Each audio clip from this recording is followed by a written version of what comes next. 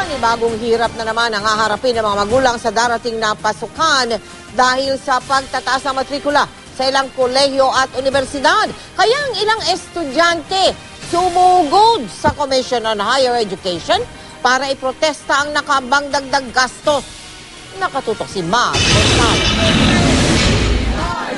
Imbes na magbakasyon, nasa kalye ang mga estudyanteng ito sa harap ng CHED sa Quezon City para iprotesta ang napipintong tuition hike. Pinayagan na kasi ng Commission on Higher Education o CHED ang mahigit 200 pribadong kolehiyo at universidad na magtaas ng tuition sa darating na school year. Dapat maging sensitibo naman sila dun sa kalagayan ng ating mga magulang, yung kalagayan ng ating mga kabataan. Ngayon, magkano po ang sahod ng mga manggagawa? Nasa 426 lamang kada araw.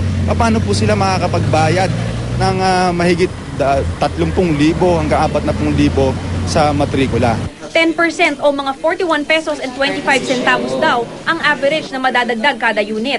Top caliber institutions, mataas ang tuition fee dyan because they really sustain and maintain yung quality na and reputation nila. The rates of tuition fee increase, halos pang sabay lang ito sa inflation. Pero sabi ng CHED, ang pondong maliliko mula sa tuition increase gagamitin daw sa pasahod ng mga guro at sa pagpapaayos ng mga pasilidad ng mga eskwelahan. Yung mga binibigyan ng mga magulang sakto lang para sa tuition lang.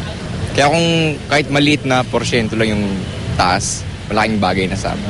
Hindi naman kami ganun kayaman. Kasi may miscellaneous din. Yun naman kasi yung usually nagtataas pati yung tuition. Kaya parang unfair naman sa mga students.